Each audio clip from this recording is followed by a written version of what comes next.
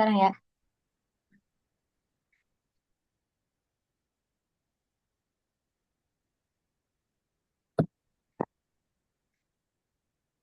Sebentar. Ntar dipotong aja ya. Ya, Jangan. Hmm. Ya, mulai. Assalamualaikum warahmatullahi wabarakatuh. Waalaikumsalam Mulai, warahmatullahi mulai, wabarakatuh. mulai. Dinar! Ya, ya, ya, ya, ya. Yo, yo. Assalamualaikum warahmatullahi wabarakatuh. Kami dari kelompok 4 Waalaikumsalam. kan bocor. Ya udah, oh bilang nggak usah jawab salah. Ya, ya bisa, bisa, bisa. Ulang, ulang. Ya. Assalamualaikum warahmatullahi wabarakatuh. Kami dari kelompok 4 akan membawakan materi mengenai efektivitas intervensi dukungan nutrisi oral atau ONS pada penderita kanker usus besar yang beranggotakan.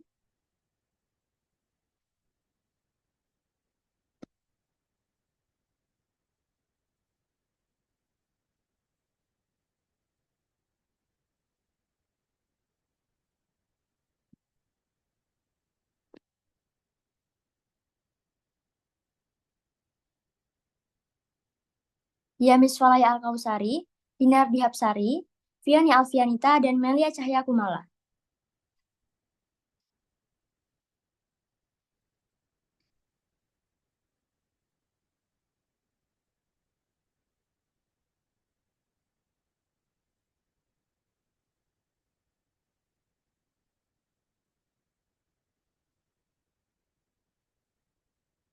Pertama yang akan dibahas adalah latar belakang.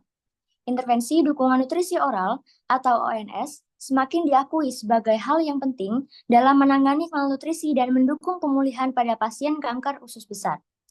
Malnutrisi merupakan masalah umum pada penderita kanker usus besar yang disebabkan oleh penyakit itu sendiri. Efek samping pengobatan seperti kemoterapi dan pembedahan, serta faktor psikologis seperti stres dan kehilangan nafsu makan, mengatasi tantangan nutrisi ini dapat berdampak signifikan terhadap hasil akhir pasien. Singkatnya, ONS adalah komponen penting dari perawatan suportif dalam manajemen kanker usus besar, mengatasi kekurangan nutrisi, dan berkontribusi dalam hasil klinis yang lebih baik. Namun, intervensi individual dan pendidikan pasien sangat penting untuk memaksimalkan efektivitasnya.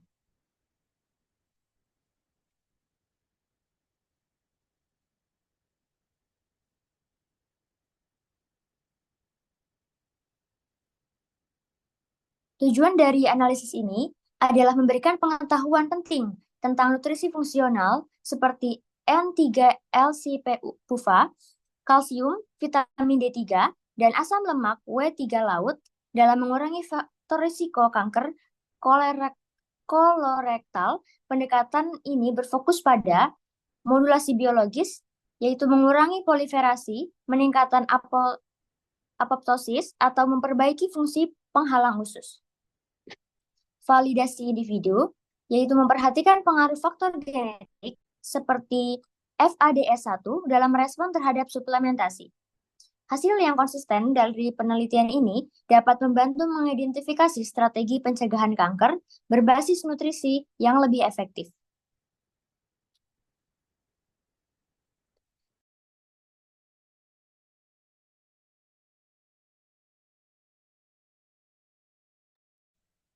Selanjutnya, tabel Picot pada jurnal. Untuk partisipan yaitu pasien dengan kanker kolon atau rektal. Intervensinya, nutritional support secara oral atau oral nutrition supplement atau ONS. Comparison atau perbandingan yang digunakan adalah tidak ada intervensi atau perawatan standar tanpa suplementasi nutrisi. Outcome atau hasil, perbaikan status gizi, peningkatan berat badan, peningkatan kualitas hidup, dan peningkatan daya tahan tubuh. Lalu untuk lama waktu penelitian, yaitu selama 6 bulan perawatan atau selama masa terapi kanker.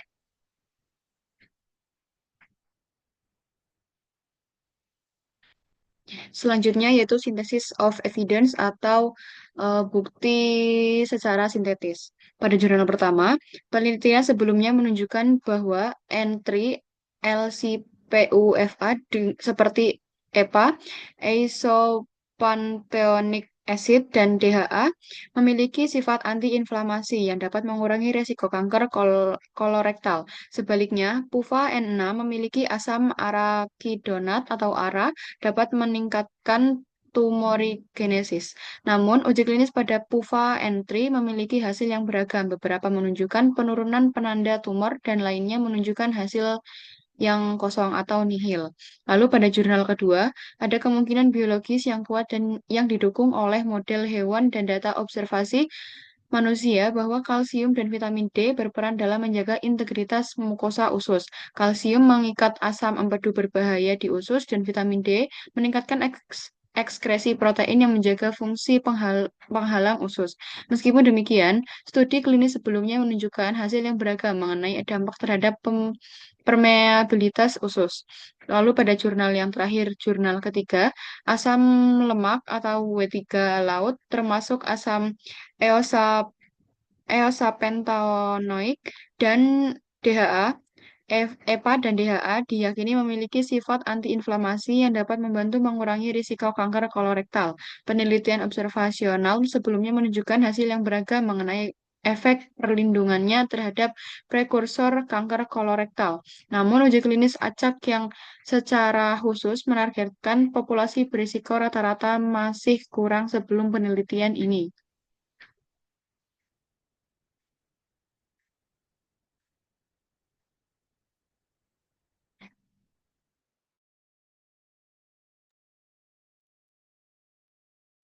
Kemudian memasuki outcome dan measure plans.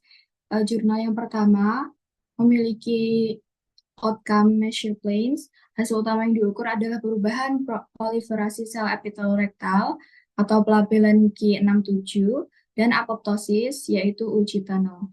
Hasil sekunder termasuk perubahan komposisi asam lemak jaringan rektal dan kadar penanda inflamasi seperti protein C reaktif atau CRP dan sitokin. Kemudian pada jurnal kedua, outcome and measure plans-nya adalah hasil utamanya adalah perubahan tingkat sirkulasi biomarker permeabilitas usus, yaitu imunoglobulin A dan G, anti-flagellin, and anti-lipopolisakarida. Studi ini mengukur perubahan dari periode awal hingga periode tindak lanjut pada 1 dan 3 hingga 5 tahun pasca suplementasi. Kemudian pada jurnal yang ketiga, outcome and measure plans-nya mencakup kejadian adenoma konvensional dan polip bergerigi yang didiagnosis selama masa tindak lanjut rata-rata 5,3 tahun. Penelitian ini menggunakan analisis niat untuk mengobati dengan regresi logistik untuk menghitung rasio ODDS atau OR dan interval kepercayaan yaitu sebesar 95%.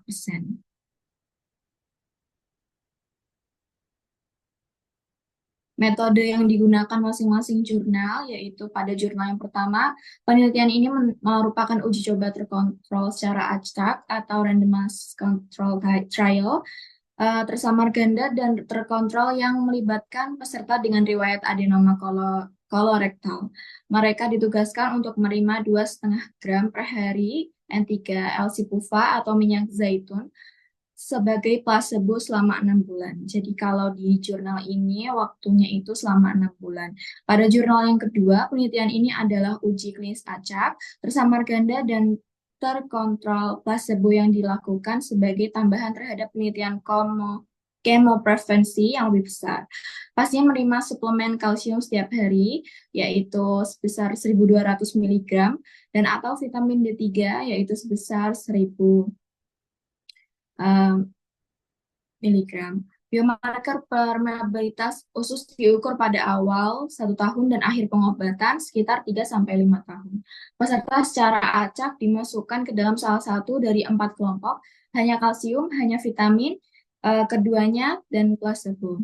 Kemudian pada jurnal yang ketiga, penelitian ini merupakan Uji klinis acak terkontrol plasebo yang melibatkan 25.871 orang dewasa berusia 50 tahun atau lebih, 55 tahun untuk wanita, yang secara acak menerima 1 gram asam lemak laut omega 3 setiap hari atau plasebo, atau yaitu berupa minyak zaitun.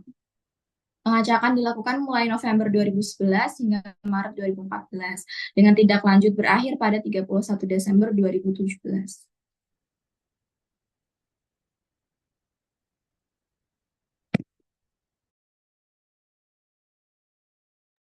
Selanjutnya adalah findings. Finding jurnal pertama, studi tersebut tidak menemukan perbedaan signifikan dalam penanda apoptosis antara kelompok N3-LC-PUVA dan kelompok minyak zaitun.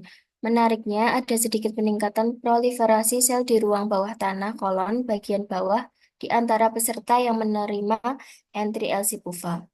Finding jurnal kedua, studi ini tidak menemukan efek signifikan dari suplementasi kalsium atau vitamin D sendiri atau dalam kombinasi terhadap biomarker permeabilitas usus selama masa pengobatan. Tidak ada perubahan substansial pada kadar imunoglobulin, antiflagelin, atau anti-LPS. Finding jurnal ketiga, studi ini tidak ada perbedaan yang signifikan dalam kejadian adenoma atau polip bergerigi kelompok palisabu. Selanjutnya,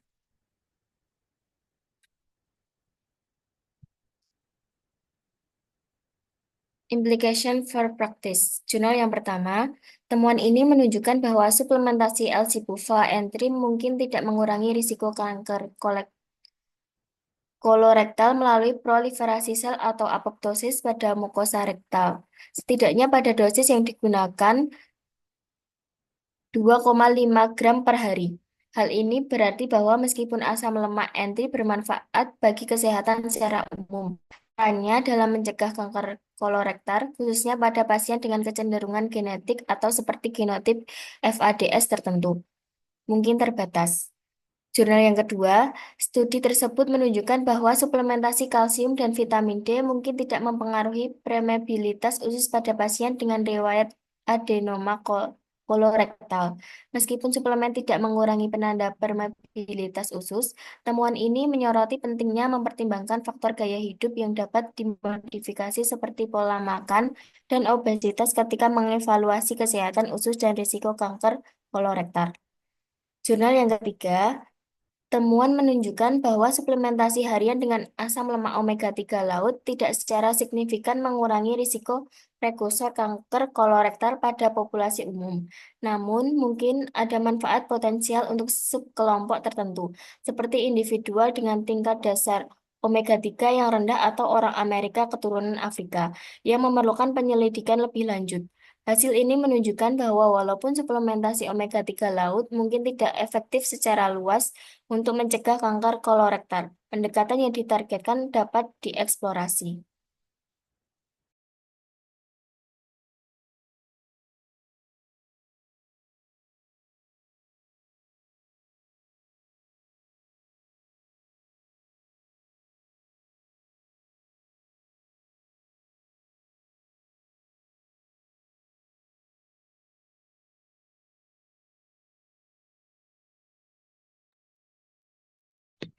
Sekian yang dapat kami sampaikan.